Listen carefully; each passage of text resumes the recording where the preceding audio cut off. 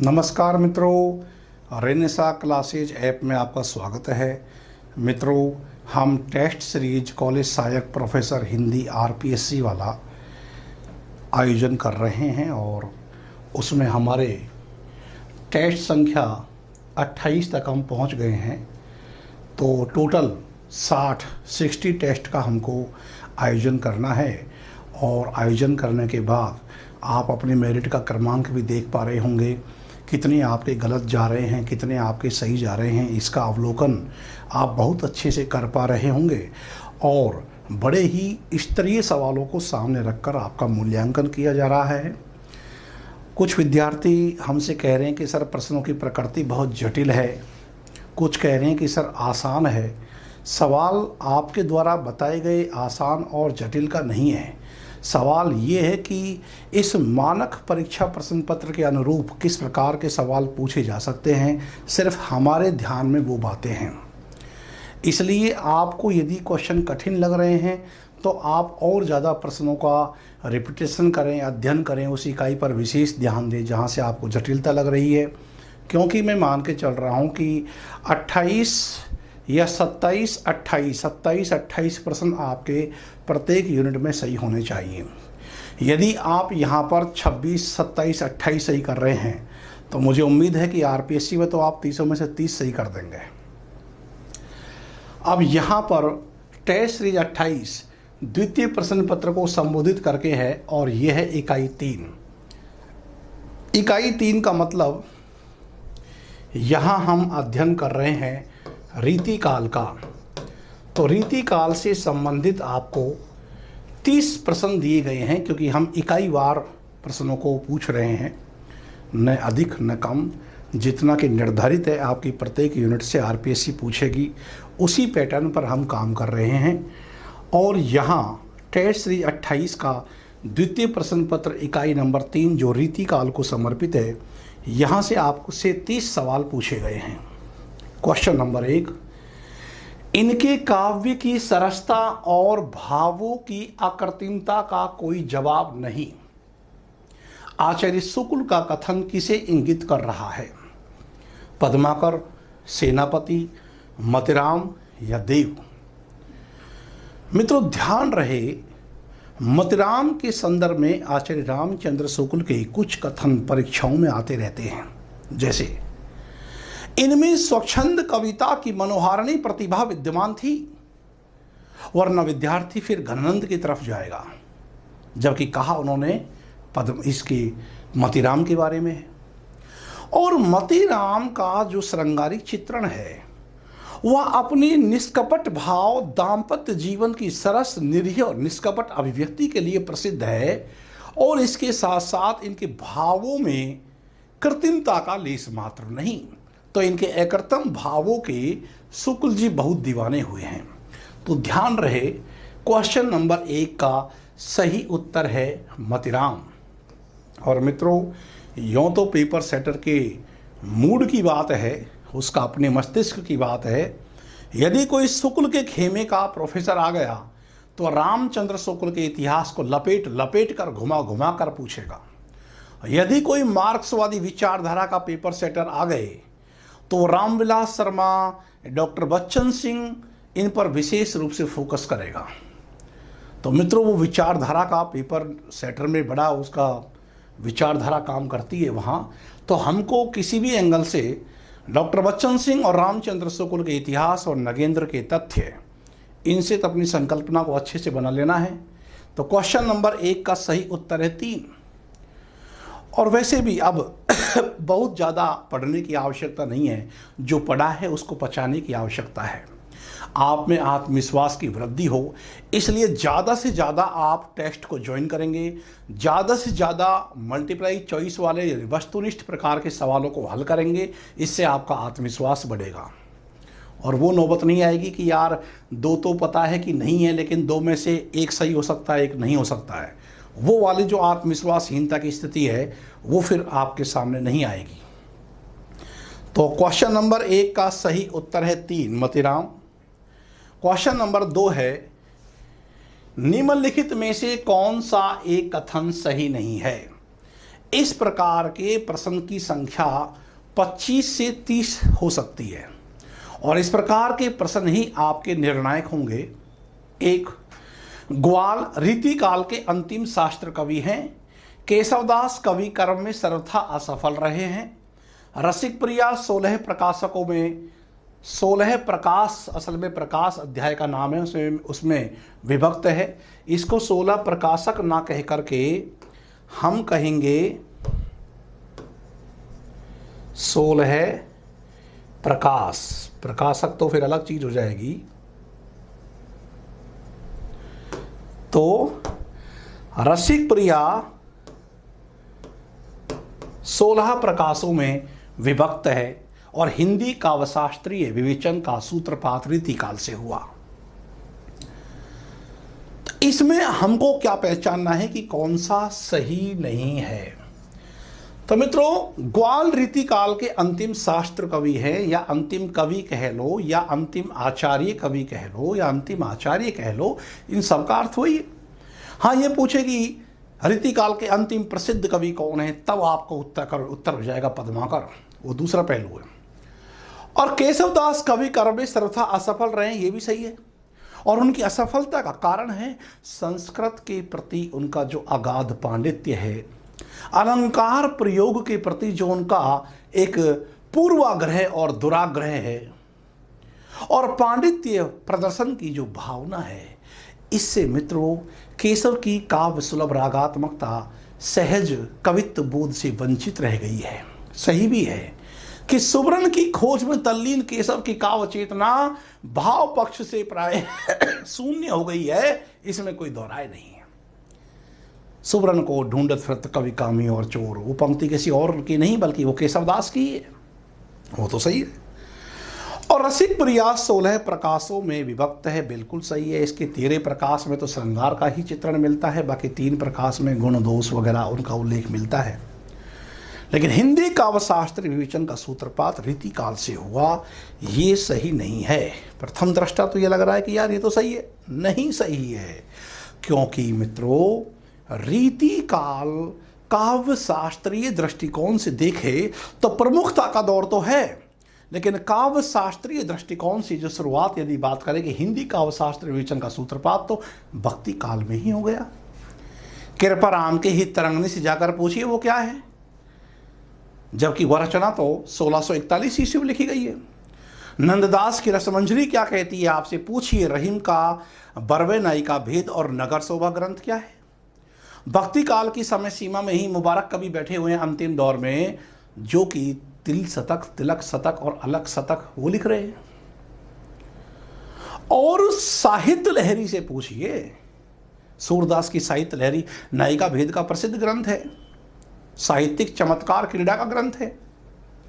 इस प्रकार ये जो पहलू है कि हिंदी काव्यशास्त्र विवेचन का सूत्रपात रीतिकाल से हुआ, जो संगत दिखता है प्रथम दृष्टा, असल में ये संगत नहीं है। इसलिए 2 का सही उत्तर है 4। क्वेश्चन नंबर 3 कथन और स्थापना यानी कि संकल्पना पूर्ण सवाल है। ए, रीति सिद्ध कविता में स्वानुभूति चिंतन के साथ मौलिक उद्भावना भी दृष्टिगोचर होती है, और स्थापना आर यहाँ व्यक्तिकता के साथ साथ स्वतंत्र अभिव्यक्ति भी मिलती है। मित्रों, रीतिबद्ध और रीतिसिद्ध कविता में बड़ा अंतर यह है। रीतिबद्ध कविता में स्वानुभूति चिंतन नहीं है, अनुकरण की प्रवृत्ति ज़्यादा होने से प्राय मौलिक उद्भावनाएं हैं वो भी नहीं आ पाई है। हालांकि देव और पद्माकर उसके अपवाद हैं, क्योंकि वो रीतिबद्ध कवि है लेकिन मौलिक उद्भावनाएं भी है। अपवाद का संदर्भ दूसरा है। स्थल पर यांत्रिकता और श्रम साध्यता से कृत्रिमता की बू आती है। ऐसा लगता है कि रीतिबद्ध कवि बहुत प्रयास करके कुछ लिख रहा हो। असल में रीतिबद्ध कवियों का ध्यान कवित्व की तरफ है ही नहीं, वो तो आचार्य कवि, शिक्षक कवि कहलवाने में अपने आप को गौरवान्वित महसूस करते हैं। लेकिन रीतिसिद्ध कवि वो हैं जो आचार्य बनने के साथ साथ कवि गौरव की अभिलाषा से भी प्रेरित थे। इसलिए रीतिसिद्ध कवि भाव पक्ष और कला पक्ष दोनों को बराबर महत्व देता है, जबकि रीतिबद्ध कवि केवल कला पक्ष को विशेष महत्व देता है। और इसके एकदम विपरीत जो रीति मुक्त कविता है उसकी तो बात ही क्या की जाए, वो तो है ही भावों का उद्गार। वहाँ तो कला पक्ष को एक माध्यम मात्र माना गया है भाव पक्ष को स्थापित करने का। और सर्वाधिक मौलिक उद्भावना नितांत व्यक्तिक निजी अनुभूतियों की सर्वाधिक भरमार देखनी है तो रीतिमुक्त कविता में है, जिसे स्वच्छंद कविता कहते हैं। लेकिन यहाँ रीति सिद्ध कविता के संदर्भ में दोनों ही कथन और स्थापना सही है। इस प्रकार इसका उत्तर हो जाएगा 4, यानी कि क्वेश्चन नंबर 3 का सही उत्तर है 4। इस प्रकार के सवालों को जब आप सॉल्व कर लेते हैं फिर बचता क्या है हिंदी साहित्य में, बताइए। क्वेश्चन नंबर 4, रीति काल के किस कवि के यहां लोकोक्तियों की सबसे सुंदर योजना हुई है? अब यहां फिर आपको 4 कवि दिए गए हैं, घनानंद, ठाकुर, बोधा, आलम। और मित्रों, जैसे कि आप बहुत अच्छे से जानते हैं इसका उत्तर ठाकुर। बुंदेलखंडी धरती की सौंधी महक ठाकुर के यहाँ मिलती है, या पद्माकर के यहाँ मिलती है, या प्रगतिवादी कवि है केदारनाथ अग्रवाल के यहाँ मिलती है। और लोकोक्ति मुहावरों का जितना सुंदर समायोजन ठाकुर के यहाँ मिलता है, और इस दृष्टिकोण से रामचंद्र शुक्ल ने ठाकुर की भूरी भूरी प्रशंसा की है।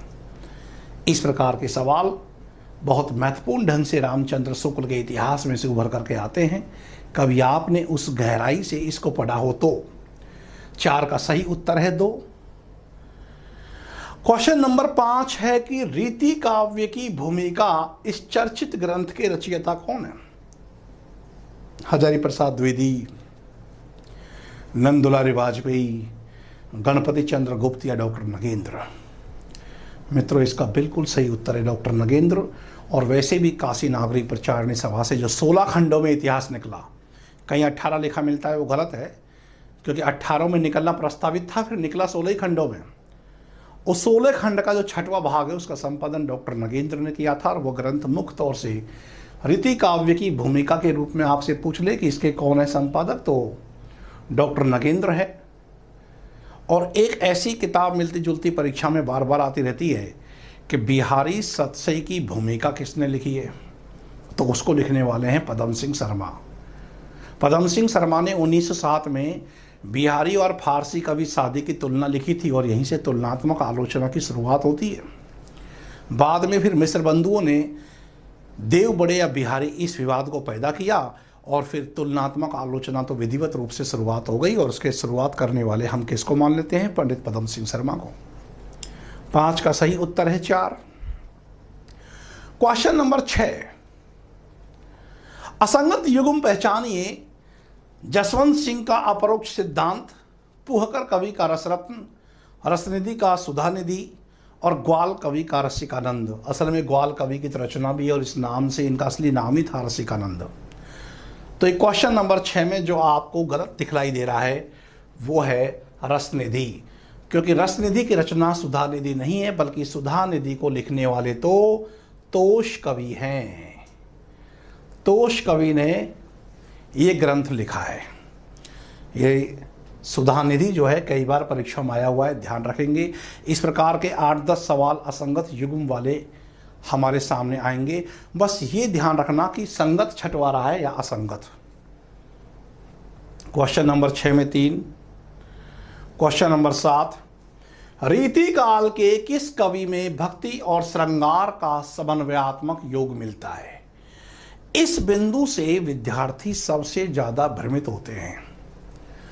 और कोई तो इसमें घनानंद उत्तर देता है, कोई बिहारी देता है।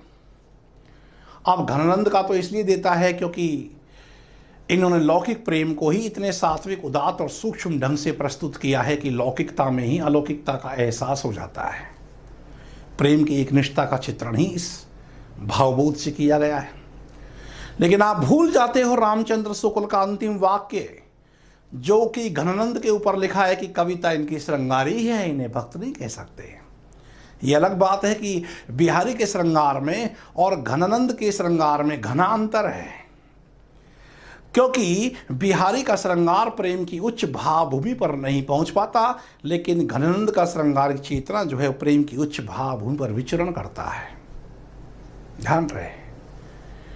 हालांकि शुक्ल ने यह भी लिखा है कि इनका जो सुजान है वो नायिका के संदर्भ में और धार्मिक क्षेत्र में वो कृष्ण के लिए भी आया है, लेकिन मूलतः श्रृंगारी कवि ही माने जाएंगे। और बिहारी के यहाँ भक्ति रीति श्रृंगार की त्रिवेणी प्रवाहित हुई है। लेकिन क्या ये 2 4 5 छंद लिख देने से कि हरे की जाती है बिनती तुम सो 12,000 जिह ती डरियो रहो परियो रहो दरबार, क्या इन दोहों से आप बिहारी को भक्त कवि सिद्ध कर दोगे? नहीं। ध्यान रखें मेरे प्रिय मित्रों, भक्ति काल और रीति काल की संधि रेखा पर स्थित 2 ही ऐसे कवि हैं, या तो केशवदास और या तो सेनापति। इनको हम भक्त और श्रृंगारी कवि दोनों कह सकते हैं। और ये क्वेश्चन 2012 में आरपीएससी कॉलेज सहायक प्रोफेसर परीक्षा में आया हुआ है और बड़े बड़े होशियार विद्यार्थियों ने इसमें घनानंद का उत्तर दिया और वो आनंद तत्व से वंचित रह गए। इसलिए ध्यान रहे, इसका उत्तर है सेनापति। 2 ही ऐसे कवि हैं, मैं फिर कह रहा हूं डंके की चोट पर, या तो सेनापति जो प्रसिद्ध राम भक्त कवि हैं और या तो केशवदास जो वो भी राम भक्त कवि हैं। सेनापति ने तो साफ कह दिया कि सेनापति तो सीतापति, सीतापति के प्रसाद जाकी सब कवि कानद सुनत कविताई है सेनापति सोई। तो ध्यान रखें कि जब भक्ति और श्रृंगार का समन्वयात्मक योग पूछेंगे तो या तो आपको केशवदास याद आना चाहिए या तो आपको सेनापति। अब आगे चलते हैं क्वेश्चन नंबर 8 पे। असंगत युग्म पहचानना है। कर्णेश कवि महाभारत, विश्वनाथ सिंह ने ककरा लिखा है, थान कवि ने दलील प्रकाश लिखा है, गणेश कवि ने प्रद्युम्न विजय लिखा है। अब बताइए कि आपको 8वें में असंगत क्या दिख रहा है? 1 कि कर्णेश कवि ने महाभारत नहीं लिखा। महाभारत तो सबल सिंह चौहान ने अनुवाद किया है या तो मणिदेव और गोकुल देव की वो तिकड़ी ने अनुवाद किया है, बहुत बृहत का है। लेकिन कर्णेश इसका उत्तर नहीं है। कर्णेश ने तो अलंकार ग्रंथ दूसरे लिखे हैं, तो इसका सही उत्तर हो गया 8 में 1। वैसे कई बार पूछा हुआ है कि महाभारत का अनुवाद किसने किया, तो सबल सिंह चौहान का नाम आपको मुख्य तौर से याद रखना है और दूसरा संदर्भ तो गोकुलनाथ से जुड़ता है। क्वेश्चन नंबर 9, किस रचना में अध्यायों का नाम जंग मिलता है? जंग। सुजान चरित में, रस रहस्य में, जैमिनी पुराण में या कि हम्मीर रासों में? मित्रों इसका उत्तर है सुजान चरित। किसने लिखा है सुजान चरित? सूदन ने। वीर रस की रचना है। कुल इसमें 7 जंग मिलते हैं, अध्यायों का नाम जंग मिलता है और यह रचना एक प्रकार से जंगनामा प्रतीत होती है, कि जंगनामा सी प्रतीत होती है।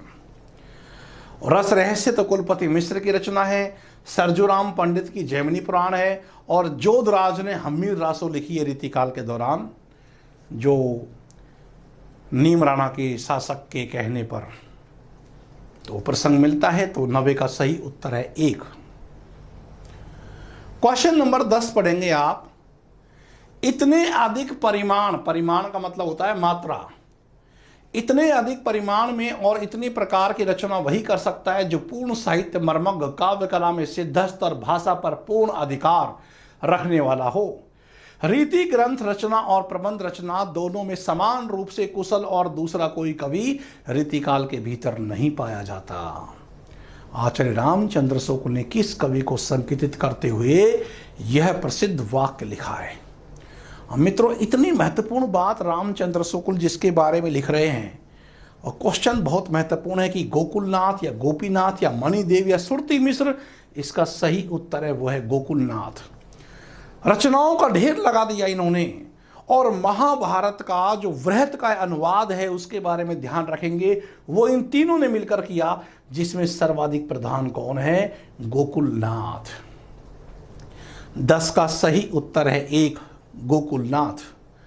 और एक तो सबल सिंह चौहान ने महाभारत का अनुवाद किया, लेकिन और एक वृहत काय महाभारत का अनुवाद जो किया है वो गोकुलनाथ, गोपीनाथ और मणिदेव तीनों ने मिलकर के किया है। तो ध्यान रहे 10 का सही उत्तर है 1। सॉरी। अगला क्वेश्चन नंबर 11।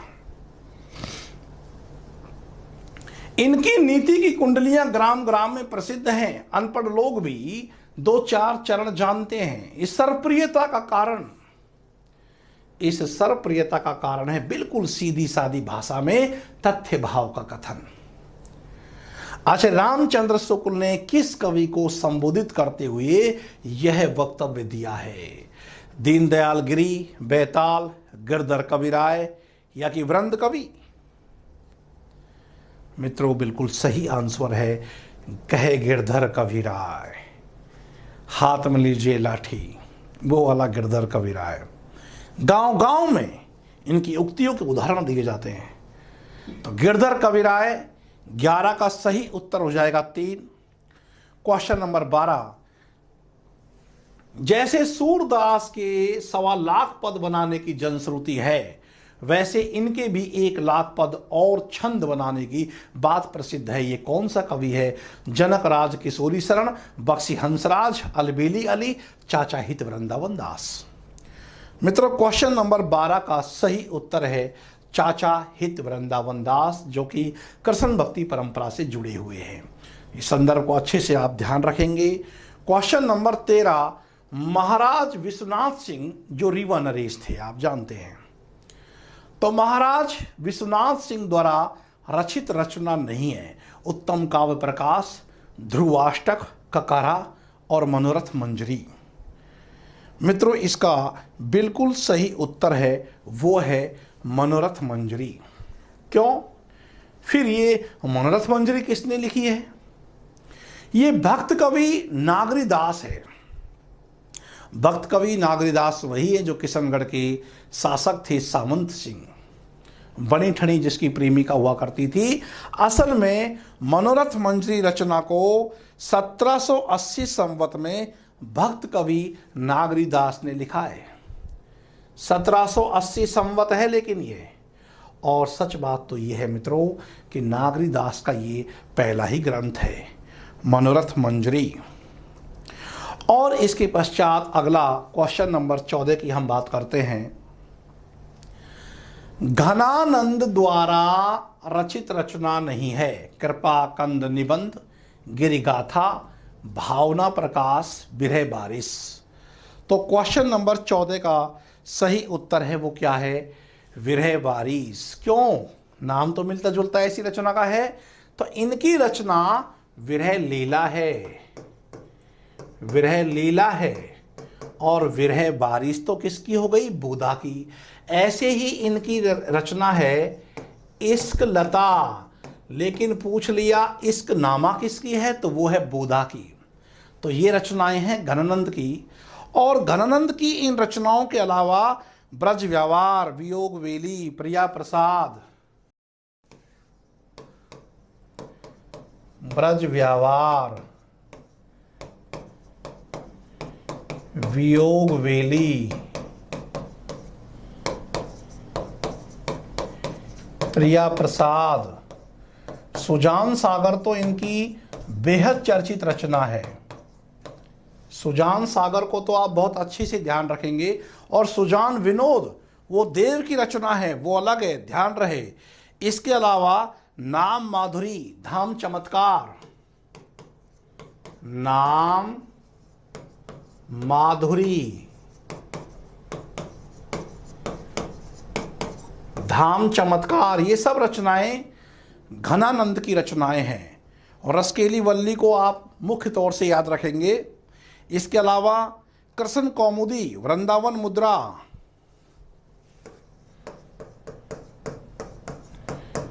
कृष्ण कौमुदी,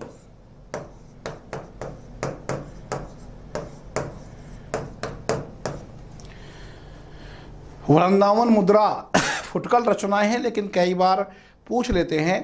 प्रेम पत्रिका, रस बसंत,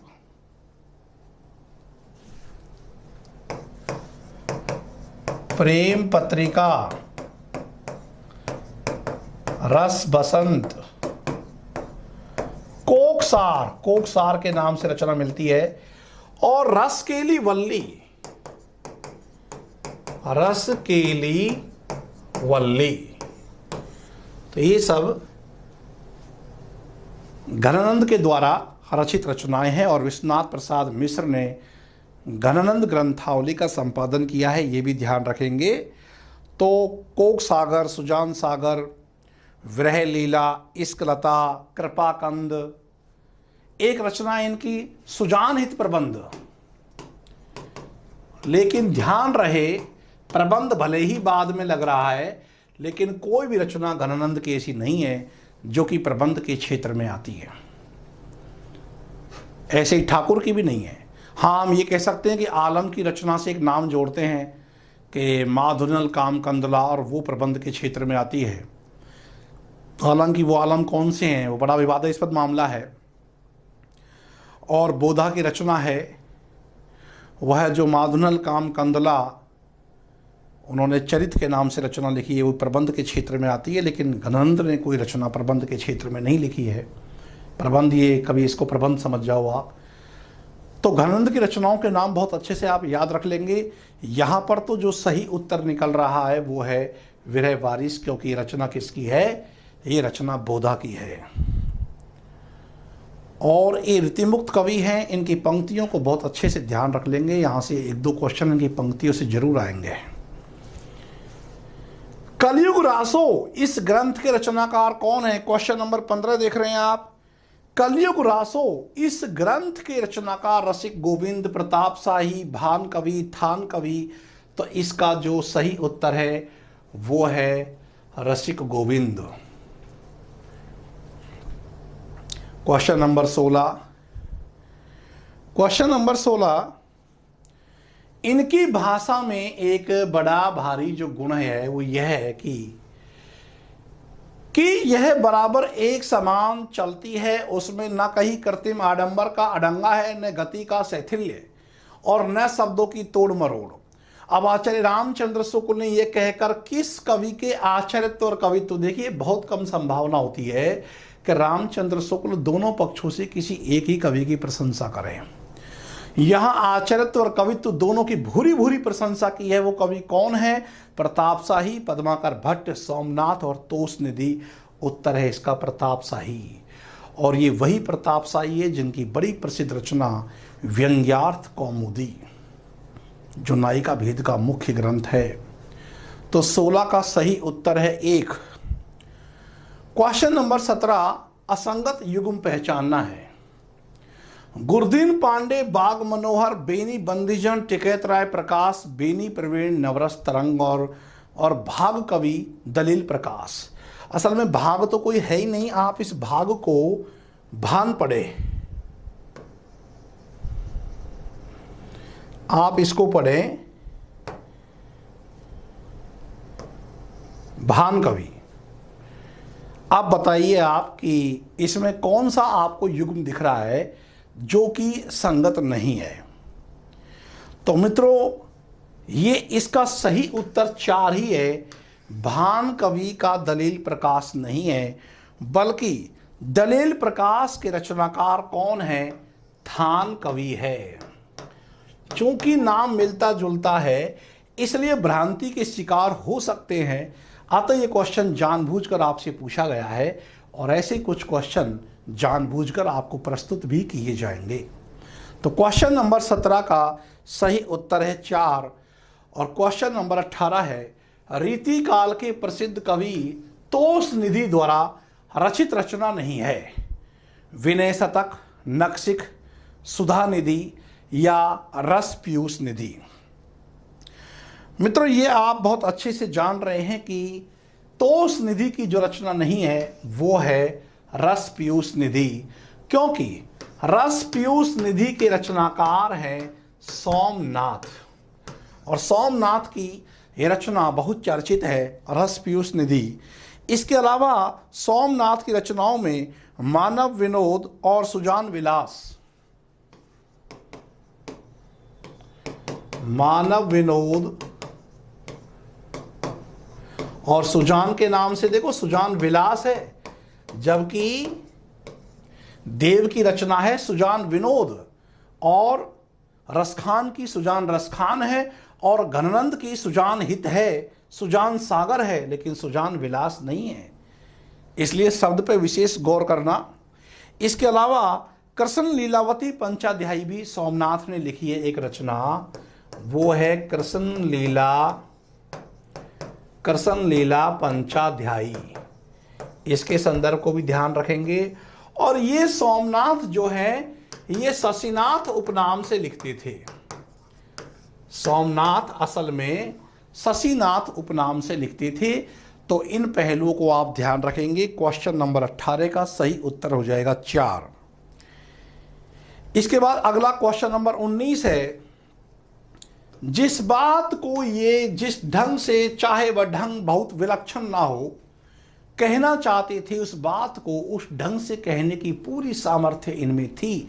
ये ऊंचे दर्जे के कवि थे। आचार्य रामचंद्र शुक्ल ने किस रीतिकालीन कवि को संबोधित किया है और कहा है कि ये बड़े ऊंचे दर्जे के कवि थे? घनानंद, बोधा, भिखारीदास, पद्माकर भट्ट। तो मित्रों इसका सही उत्तर है भिखारीदास। और भिखारीदास का रीति काल में लिखा गया साहित्य शास्त्र का सर्वश्रेष्ठ ग्रंथ है, वो है काव्य निर्णय, जो सर्वांग निरूपक ग्रंथ है। तो भिखारीदास के बारे में बहुत अच्छे से आप ध्यान रखेंगे।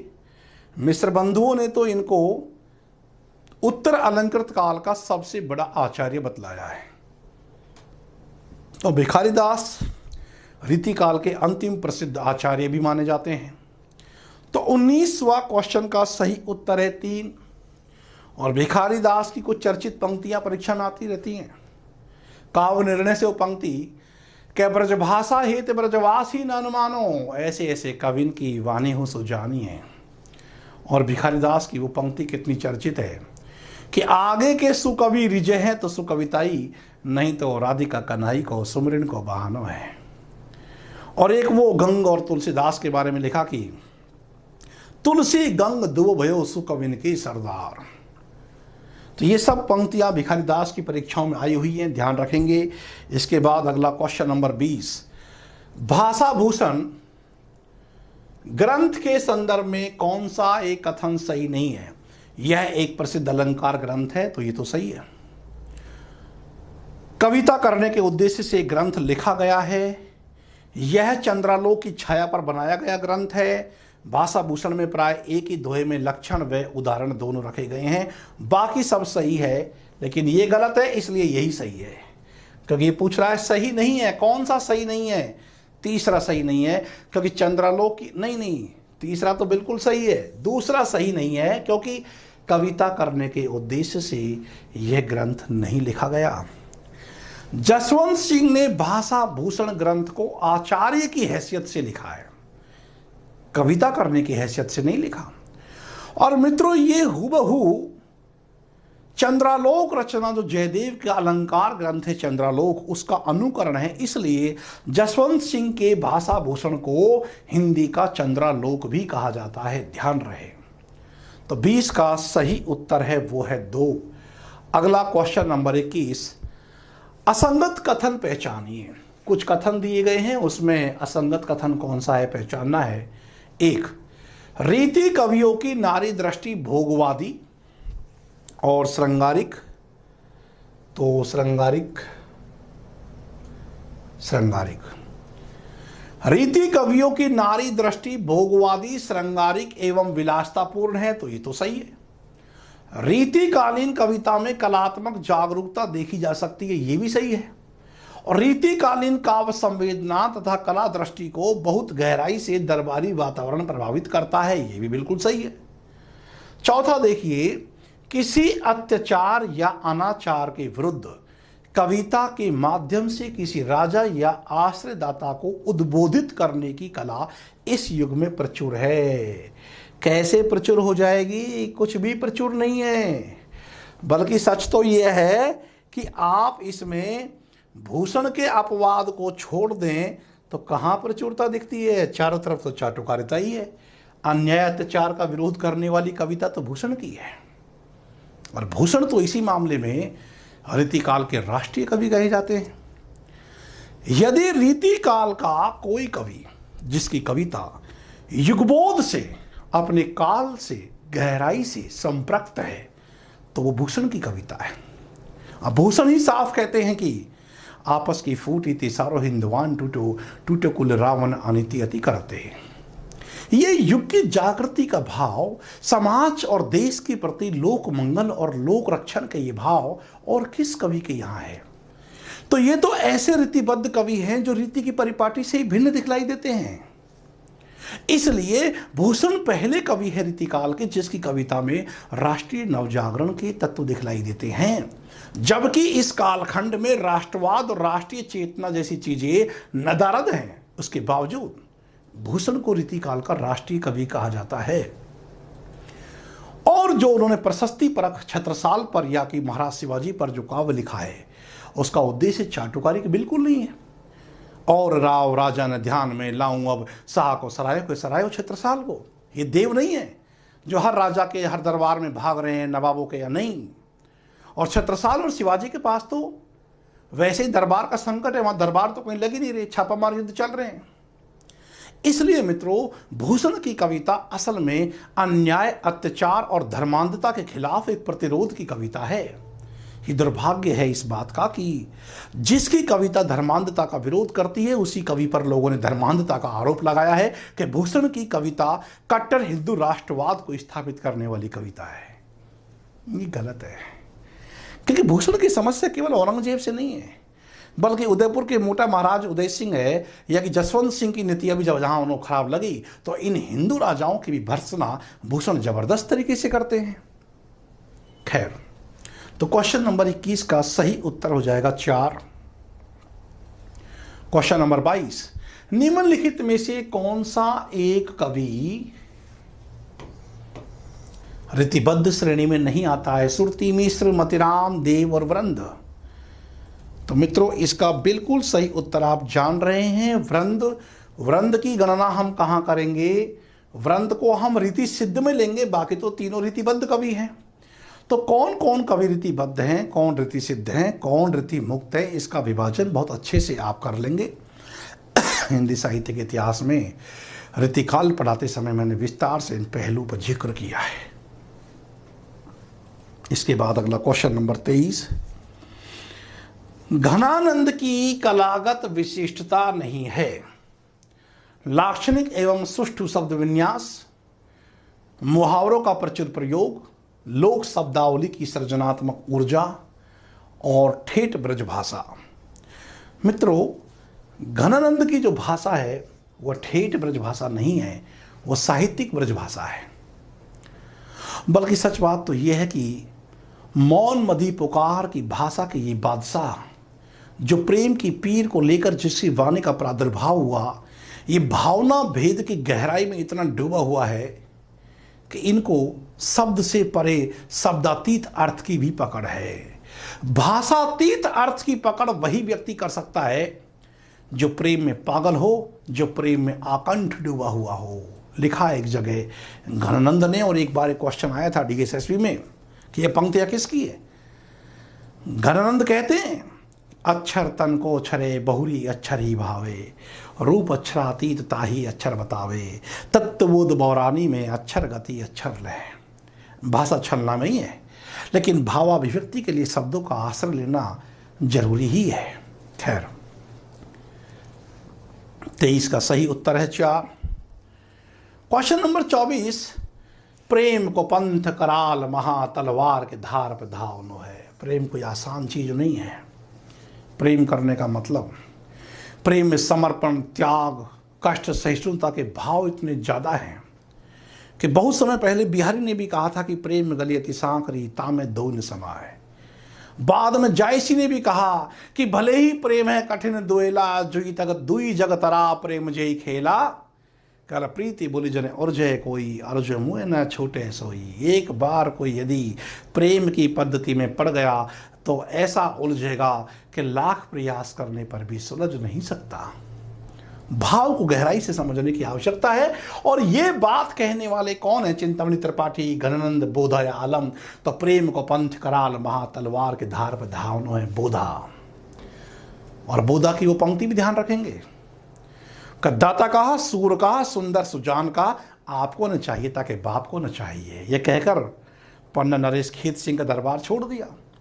अरे इन राजा महाराजाओं की भी ये प्रॉब्लम है भाई, तुम्हारे पास तो सैकड़ों रानियां रहती हैं, अब ये दासियों पर भी तुम अपना अधिकार मानते हो। एक दासी है जिसका नाम सुभान है, उस पर बोधा भाई का दिल आ गया। बुद्धिसेन पूरा नाम था, लेकिन पन्ना नरेश खेत सिंह जो क्षेत्र सिंह है वो उसी को खेत सिंह कहते हैं, उन्होंने प्यार से इनको बोधा कहते थे। उन्हें मालूम चला कि सुभान नर्तकी पर आसक्त है, तो दरबार से निकाल दिया।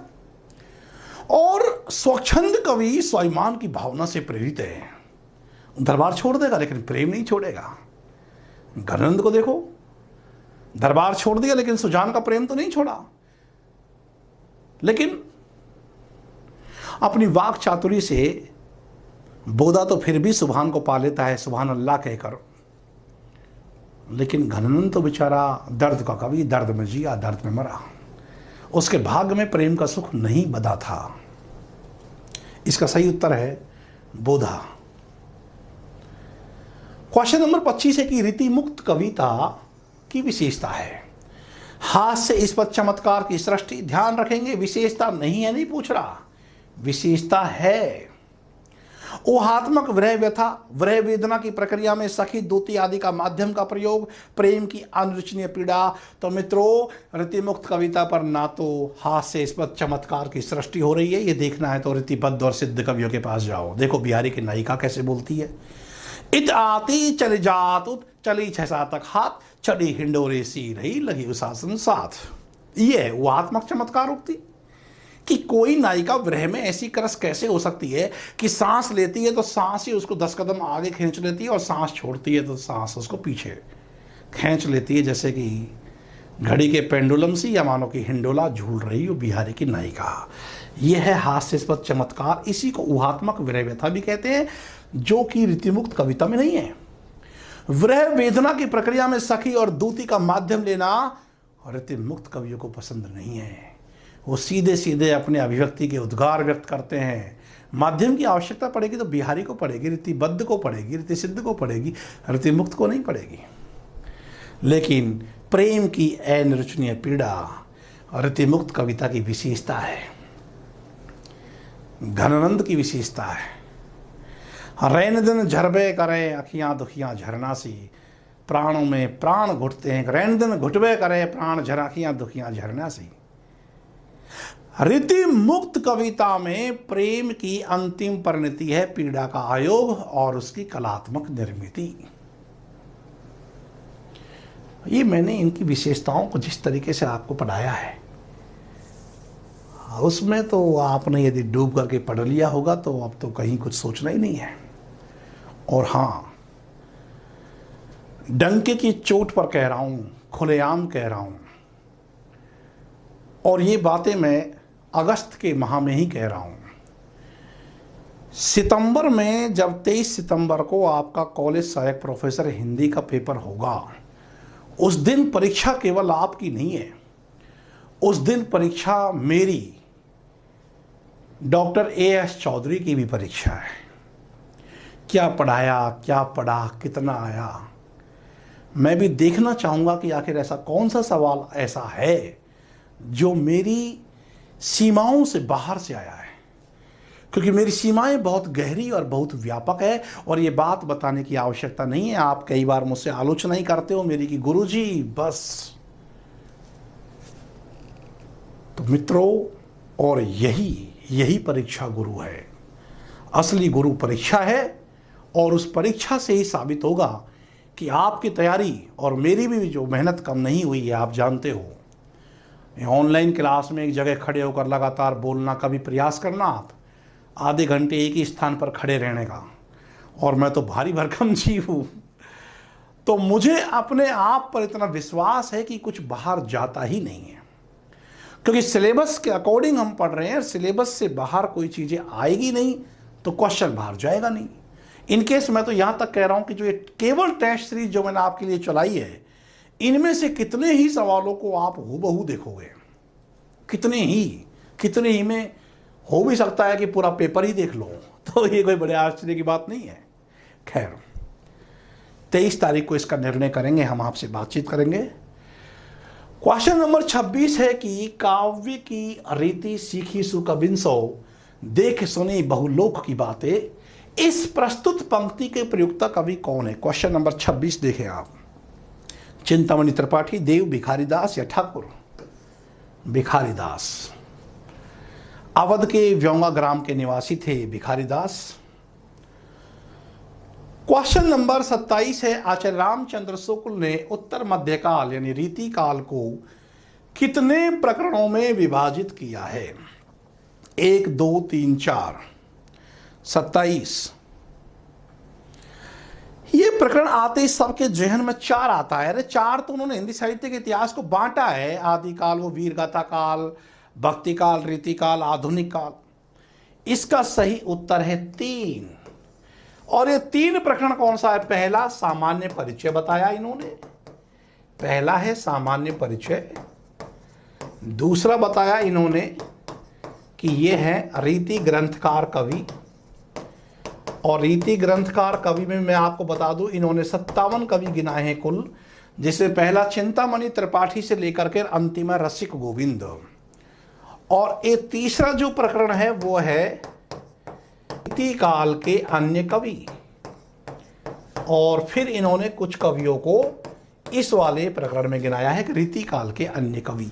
इस प्रकार आचार्य रामचंद्र शुक्ल ने रीति काल को 3 प्रकरणों में बांटा है।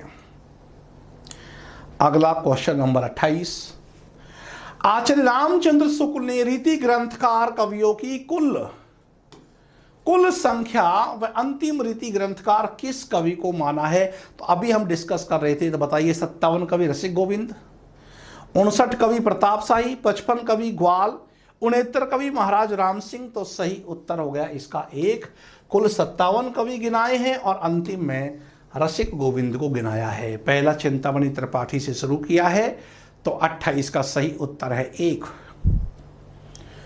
क्वेश्चन नंबर 29 है कि रीति काल में प्रकृति के सर्वश्रेष्ठ कवि सेनापति हैं और उनका प्रिय अलंकार कौन सा है? श्लेष, विरोधाभास, उपमा या उत्प्रेक्षा। उत्तर है श्लेष अलंकार। और दूसरा फिर महत्वपूर्ण अलंकार है इनका यमक अलंकार। द्विअर्थी विधान इनको बड़ा पसंद था। सेनापति सोई सीतापति के प्रसाद जाके सब कवि कानद सुनत कविताई है, और जिसकी कविताई द्वय अर्थ निर्वाह की। श्लेष सेनापति का प्रिय अलंकार कौन सा है? श्लेष है, और दूसरे नंबर पर यमक है। हाँ, विरोधाभास तो घनानंद का प्रिय अलंकार है। उजरणी बसिए हमारी अखियां देखो, आंखों में जब उजाड़ है तो बसावट कैसी। और बिहारी के प्रिय अलंकारों में रूपक है, उत्प्रेक्षा है। इस प्रकार जिसका प्रिय अलंकार बनता है उसकी जानकारी भी आपको हो। और मित्रों, ये क्वेश्चन नंबर 30 है आज की टेस्ट सीरीज का कि नवरस या संसार में, नवरस में संसार और नवरस सार श्रृंगार रस जुगल सार श्रृंगार। प्रस्तुत पंक्तियों के रचिता कवि कौन है? घनानंद, भिखारी दास, चिंतामणि त्रिपाठी और देव। इसका सही उत्तर है देव, रसवादी आचार्य देव। बल्कि देव का एक बहुत अच्छा काव्य लक्षण भी है कि सबद सुमति मुक्ते कड़े ले पद वचननी अर्थ छंद भाव भूषण सहित सो कही काव्य समर्थ। देव रसवादी आचार्य हैं, सर्वाधिक नवाबों, राजा और रावों के दरबार से जुड़ने वाले हैं आचार्य देव, और बहुत सारे ग्रंथ लिखे हैं। कोई 78 कवियों की 78 रचनाओं की बात करते हैं शिव सिंह सेंगर के देव ने 78 रचनाएं लिखी हैं, कहीं 72 का उल्लेख मिलता है। और देव की जो पहली रचना है उसका नाम है भाव विलास। शब्द रसायन या काव्य रसायन इनकी महत्वपूर्ण सर्वांग निरूपक कृति है। देव की कई पंक्तियां परीक्षा में सीधे सीधे आती है। देव को रीतिकाल में आवेगात्मक नयनोत्सव का कवि कहा गया है। ये एक प्रकार से कहे तो उत्सव को बहुत ही सुंदर ढंग से, आप देखेंगे तो पिछली बार क्वेश्चन आया था ये कि आवेगात्मक नयनोत्सव के कवि कौन है, नयनोत्सव के कवि कौन कहे जाते हैं? तो आचार्य देव हैं। और देव बड़े बिहारी विवाद बहुत चर्चित रहा है, तो किस किस ने इस पर किताबें लिखी हैं?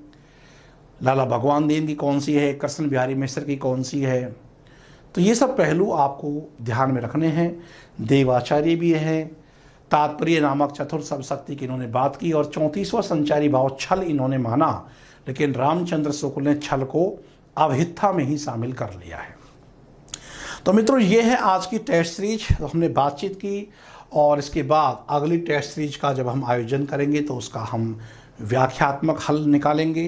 टोटल 60 प्रश्न पत्र आपसे पूछने हैं, और 60 के व्याख्यान वीडियो एक्सप्लेन वाले मैं आपको प्रस्तुत कर रहा हूं। तो आप ये मान के चलिए कि इन 30 प्रश्नों के अलावा लगभग 200-250 सवाल, यानी कि प्रत्येक व्याख्यान में 250 से 300 महत्वपूर्ण सवाल वो पुनरावृत्ति पा रहे हैं, इसलिए आपकी बहुत अच्छी तैयारी हो जाएगी। और मैं समझता हूं कि अब तो ये जो समय है, ये पूरा की पूरा प्रश्नों को सॉल्व करने का ही समय शेष रह गया है। इसलिए मुक्तिबोध की पंक्तियों को बराबर ध्यान रखें। यह न समय है जूझना ही तय। नमस्कार।